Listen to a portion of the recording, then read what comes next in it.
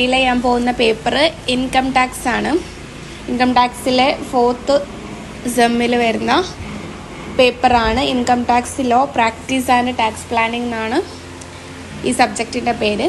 ഇതിൽ tax planning ആണ് മെയിനായിട്ട് പറയുന്നത്. 3rd സെമ്മിലും ടാക്സ് പ്ലാനിങ്ങിനെ കുറിച്ച് തന്നെയാണ് പറയുന്നത്. എന്നാലും ഇതിൽ വരുന്നത് ഓരോ ഫേമിൻ്റെയും ടാക്സ് പ്ലാനിംഗ് ആണ്. അതായത് ഫേം, കമ്പനീസ്, അതേപോലെ HUF, കോർപ്പറേറ്റ് സൊസൈറ്റീസ്, ട്രസ്റ്റ്, ഇവരുടെയൊക്കെ ടാക്സ് പ്ലാനിംഗ് ആണ് ഈ ഒരു ബുക്കിൽ എക്സ്പ്ലെയിൻ ചെയ്യുന്നത്. അപ്പോൾ ഓരോന്നും ഓരോ ചാപ്റ്റേഴ്സായിട്ട് നമുക്ക് ഡിസ്കസ് ചെയ്യാനുണ്ട്. ആദ്യം നമുക്ക് ഇൻകം ടാക്സ് എന്താ എന്നുള്ളതിൽ നിന്ന് തുടങ്ങാം. എന്താണ് ഇൻകം ടാക്സ്? അതായത് ഒരു വ്യക്തി പ്രിസ്ക്രൈബ്ഡ് ലിമിറ്റിൽ കൂടുതൽ ഇൻകം ഏൺ ചെയ്തിട്ടുണ്ടെങ്കിൽ നിർബന്ധമായിട്ടും ഗവൺമെൻറ്റിലേക്ക് ടാക്സ് കൊടുക്കണം. അതിനെയാണ് ഇൻകം ടാക്സ് എന്ന് കൊടുക്കുക. ഡയറക്റ്റായിട്ടാണ് എന്ത് ചെയ്യുക, ഇൻകം ടാക്സ് കൊടുക്കുക. അപ്പോൾ ഇൻകം ടാക്സിൻ്റെ സെക്ഷനും കാര്യങ്ങളൊക്കെ നിങ്ങൾ 3rd സെമ്മിൽ പഠിച്ചിട്ടുണ്ടാവും. എന്താണ് ഇൻകം ടാക്സ് എന്നുള്ളത് ജസ്റ്റ് അതൊന്ന് ഓർത്ത് വെച്ചാൽ മതി. അപ്പോൾ ഇൻകം ടാക്സ് 2 രീതിയിലാണ് വരുന്നത്. ഡയറക്റ്റ് ടാക്സ് ഉണ്ട്, ഇൻഡയറക്റ്റ് ടാക്സ് ഉണ്ട്. ഡയറക്റ്റ് ടാക്സ് പറഞ്ഞാൽ നമ്മൾ ഗവൺമെൻറ്റിലേക്ക് ഡയറക്റ്റായിട്ട് ലെവി ചെയ്യുന്ന ടാക്സിനെയാണ് നമ്മൾ എന്ത് പറയാം, ഡയറക്റ്റ് ടാക്സ് എന്ന് പറയാം. ഇൻഡയറക്റ്റ് ടാക്സ് എന്ന് പറഞ്ഞാൽ നമ്മൾ ഇൻ്റർമീഡിയറി ത്രൂ ടാക്സ് അടിക്കുന്ന രീതിയാണ് ഇൻഡയറക്റ്റ് ടാക്സ്. അപ്പോൾ ഡയറക്റ്റ് ടാക്സിൻ്റെ കുറച്ച് എക്സാമ്പിൾസ് ഞാൻ കൊടുത്തിട്ടുണ്ട്. Income tax, capital gain tax, security transaction tax, perquisite tax, corporate tax, ഇതൊക്കെ എന്താണ്, ഡയറക്റ്റായിട്ട് വരുന്ന ടാക്സുകളാണ്. പിന്നെ ഇൻഡയറക്റ്റ് ടാക്സ് ഉണ്ട്. Sales tax, service tax, custom duty, excise duty, VAT, GST, ഇതൊക്കെ എന്താണ്, ഇൻഡയറക്റ്റ് ടാക്സ് ആണ്. അതായത് ഇൻ്റർമീഡിയറി ത്രൂ നമ്മൾ ടാക്സ് കൊടുക്കുന്നതാണ്. പിന്നെ നമുക്ക് CBDTനെ കുറിച്ച് ജസ്റ്റ് ഒന്ന് പഠിക്കാം. CBDT എക്സാമിന് ചോദിക്കാറുണ്ട്. എന്താണ് CBDT? നിങ്ങൾ 3rd സെമ്മിൽ പഠിച്ചിട്ടുണ്ടാവും. എന്താണ്? Central board of direct tax ആണ്. ഇൻകം ടാക്സിൻ്റെ സുപ്രീം അതോറിറ്റി എന്ന് അറിയപ്പെടുന്നത് CBDT ആണ്. ഇതെന്താണ്, ഒരു സ്റ്റാറ്റ്യൂട്ടറി അതോറിറ്റിയാണ്. CBDT ആണ് എന്ത് ചെയ്യുന്നത്, ഇൻകം ടാക്സുമായി ബന്ധപ്പെട്ട് വരുന്ന വേരിയസ് പോളിസീസും അതേപോലെ ലോസും റൂൾസ് ആൻഡ് റെഗുലേഷൻസും ഒക്കെ മേക്ക് ചെയ്യുന്നത് CBDT ആണ്. CBDTയിലെ മെമ്പേഴ്സിൻ്റെ കാര്യങ്ങളൊക്കെ 3rd സെമ്മിൽ ഫസ്റ്റ് ഏരിയാസിൽ പറയുന്നുണ്ട്. ജസ്റ്റ് അതും കൂടി ഒന്ന് നോക്കി വെക്കാം. പിന്നെ CBDT എങ്ങനെയാണ് വർക്ക് ചെയ്യുന്നത്? ഡിപ്പാർട്ട്മെൻറ്റ് ഓഫ് റവന്യൂ ഡിപ്പാർട്ട്മെൻറ്റിനോടും അതേപോലെ മിനിസ്റ്റർ ഓഫ് ഫിനാൻസിനോടും സഹകരിച്ചുകൊണ്ടാണ് CBDT വർക്ക് ചെയ്യുന്നത്. ടാക്സിവേഷന് കാര്യങ്ങൾ എന്താ ടാക്സിവേഷന്? അതായത് ടാക്സ് വെട്ടിപ്പ് നടത്തുക. അങ്ങനെ എന്തെങ്കിലും വെളിവാക്കപ്പെട്ടിട്ടുണ്ടെങ്കിൽ അത് പരിശോധിക്കാനുള്ള റൈറ്റ് ആർക്കുണ്ട്? CBDTക്ക് ഉണ്ട്. അപ്പോൾ CBDT എന്താണെന്നുള്ളത് അതിൽ ഒരു ഡയറക്ടർ ഉണ്ടാവും. വേറെ മെമ്പേഴ്സ് 6 മെമ്പേഴ്സ് ആണെന്നാണ് എനിക്ക് കറക്റ്റ് ഓർമ്മയില്ല. 6 മെമ്പേഴ്സാണെന്ന് തോന്നുന്നുണ്ട്. അപ്പോൾ അതും കൂടി ഒന്ന് റെഫർ ചെയ്ത് വെക്കാം. പിന്നെ അപ്പോൾ ഇത്രയും കാര്യങ്ങളാണ് CBDTനെ കുറിച്ച് പറയാനുള്ളത്. പിന്നെ general powers and functions of income tax authorities ആണ് നെക്സ്റ്റ് പറയുന്നത്. വെരി ഇമ്പോർട്ടൻ്റ് ആണ്. ഇത് ചോദിക്കാറുണ്ട്. CBDTൻ്റെ പവേഴ്സ് ചോദിക്കാറുണ്ട്, അല്ലെങ്കിൽ ഇൻകം ടാക്സ് അതോറിറ്റീസിൻ്റെ പവേഴ്സ് ആൻഡ് ഫങ്ഷൻസ് എന്ന് essay വരാറുണ്ട്. അപ്പോൾ അത് അത്രയും ഇമ്പോർട്ടൻസ് കൊടുത്തിട്ട് തന്നെ പഠിക്കാം.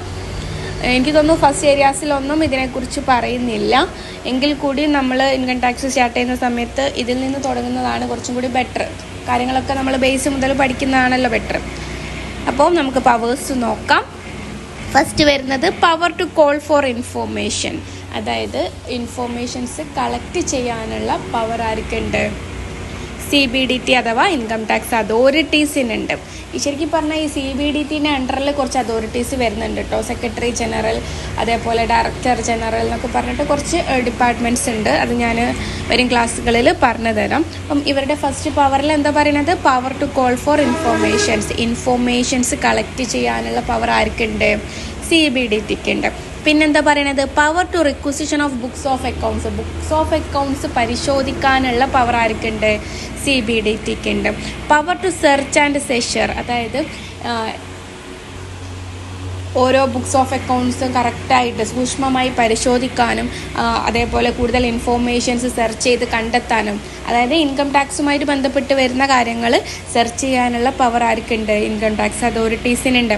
പിന്നെന്താ പറയുന്നത്? Power regarding discovery of evidence, അതായത് എന്തെങ്കിലും കേസോ കാര്യങ്ങളൊക്കെ ഉണ്ടെങ്കിൽ അതിൻ്റെ കറക്റ്റായിട്ടുള്ള എവിഡൻസ് എന്താണ് എന്നുള്ളത് ഡിസ്കവർ ചെയ്യാനുള്ള പവർ ഉണ്ട്. Power to collect certain information, അതായത് ഇൻഫർമേഷൻസ്, അതായത് ടാക്സുമായി ബന്ധപ്പെട്ട് വരുന്ന വേരിയസ് ഇൻഫർമേഷൻസ് കളക്ട് ചെയ്യാനുള്ള പവർ CBDTക്ക് ഉണ്ട്. പിന്നെന്താ പറയണത്, power to inspect company registers, കമ്പനീസിലെ രജിസ്റ്റേഴ്സ്, അതായത് കമ്പനിയുടെ സെയിൽസ് രജിസ്റ്റർ ഉണ്ടാവും, കമ്പനിയുടെ പർച്ചേസ് രജിസ്റ്റർ ഉണ്ടാവും. അപ്പോൾ ഈ രജിസ്റ്റേഴ്സൊക്കെ സൂക്ഷ്മമായി പരിശോധിക്കാനൊക്കെ ഉള്ള റൈറ്റ് ആർക്കുണ്ട്, അല്ലെങ്കിൽ പവർ ആർക്കുണ്ട്, CBDTക്ക് ഉണ്ട്. നമുക്കറിയാം വലിയ ബിസിനസ് സ്ഥാപനങ്ങളൊക്കെ ടാക്സ് ഇവേഷൻ, അതായത് ടാക്സ് വെട്ടിപ്പൊക്കെ നടത്തുന്ന സമയത്ത് അവരുടെ കമ്പനീസിലും ഓഫീസുകളിലൊക്കെ ഇൻസ്പെക്ഷന് ആര് വരാറുണ്ട്, ഇൻകം ടാക്സ് ഡിപ്പാർട്ട്മെൻറ്റ്സ് വരാറുണ്ട്. അപ്പം അവർക്ക് എന്താണ് അതിനൊക്കെയുള്ള പവർ ഉണ്ട്. പിന്നെ power to inspect company registers നോക്കി. പിന്നെ പവർ ഓഫ് സർവേ നടത്താനും, അതായത് ഇൻകം ടാക്സ് കറക്റ്റായിട്ട് കൊടുക്കുന്നുണ്ടോ ഇല്ലയോ എന്നുള്ളതിനെ കുറിച്ച് സർവേ നടത്താനുള്ള പവർ ഉണ്ട്. Power to disposal of appeal, എന്തെങ്കിലും പ്രശ്നം ഉണ്ടെങ്കിൽ കോടതിയിൽ അപ്പീൽ കൊടുക്കാൻ ഉള്ള റൈറ്റ് ആർക്കുണ്ട്, CBDTക്ക് ഉണ്ട്. അപ്പോൾ ഇത്രയാണ് general powers of income tax authorities. ഇത് നിർബന്ധമായിട്ടും പഠിച്ചു വെക്കേണ്ട ഒരു ഏരിയ ആണ് കേട്ടോ. നെക്സ്റ്റ് ടാക്സ് പ്ലാനിങ് നോക്കാം. എന്താ ടാക്സ് പ്ലാനിങ് എന്ന് പറഞ്ഞാലും, എന്താ പ്ലാനിങ് എന്ന് പറഞ്ഞാലും നമ്മൾ ഭാവിയിൽ സംഭവിക്കാൻ പോകുന്ന കാര്യങ്ങളെക്കുറിച്ച് നമ്മൾ മുൻകൂട്ടി ഒരു എന്താ പറയുക കാര്യങ്ങൾ നിശ്ചയിച്ച് വെക്കും. ഇതിനെയാണ് പ്ലാനിങ് എന്ന് പറയുക. അപ്പോൾ ടാക്സ് പ്ലാനിങ് എന്ന് പറഞ്ഞാൽ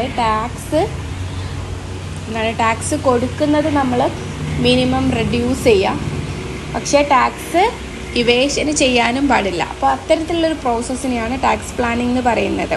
അതായത് ടാക്സ് ലയബിലിറ്റി റെഡ്യൂസ് ചെയ്യുന്ന ആ ഒരു പ്രോസസ്സില്ലേ, അതാണ് എന്ത് ടാക്സ് പ്ലാനിങ് എന്ന് പറയുന്നത് കേട്ടോ.